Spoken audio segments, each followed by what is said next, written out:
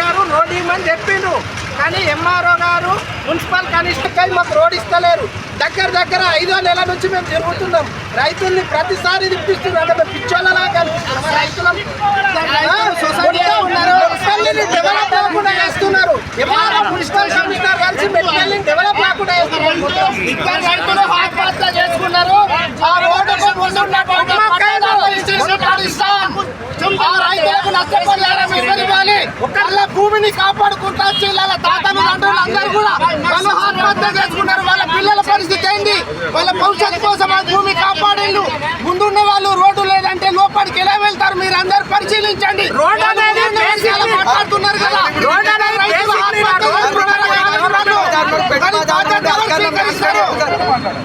ఇంకా కొద్ది మంది పెట్టుబడిదారులు పెట్టుబడిదారులు అధికారులను క్యాన్సిల్ చేస్తున్నారు. 100% డబ్బుల సంచులు అధికారులకు ఉంటాయి సార్. ఆ డబ్బుల సంచులు తీసుకొని అధికారులు మాకు రైతులు సార్ ఒక 70-80 కాలువ భూమిని ఇదే ప్రభుత్వం మరి ఇక్కడ హైదరాబాద్ ఇక్కడ నాడా మీద ఇంటి స్టో లేకుండా అక్కడ ఇంటి కబ్జా చేస్తుండ్రు. వీళ్ళు ఎవరి దగ్గర డబ్బులు తీసుకున్నారు ఈ అధికారులు? కనీసం బేసిక్ రోడ్డు ప్రొవైడ్ చేయన గవర్నమెంట్ ఎందుకు వస్తుంది?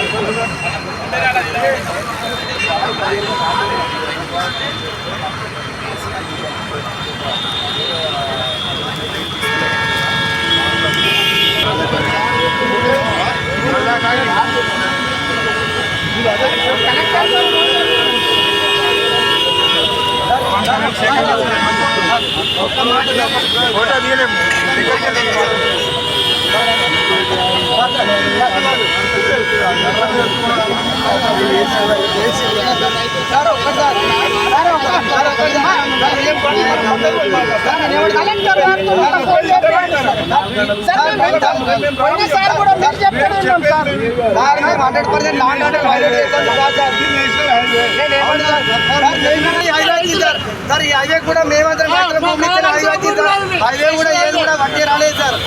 మేమందరం నష్టపోతున్నాం సార్. మా నష్టానికి ఎవరికి మా రైతులకు నష్టం జరుగుతుంది. మరి ఇప్పటికి సార్ ఆత్మహత్య చేసుకున్నారు సార్. సార్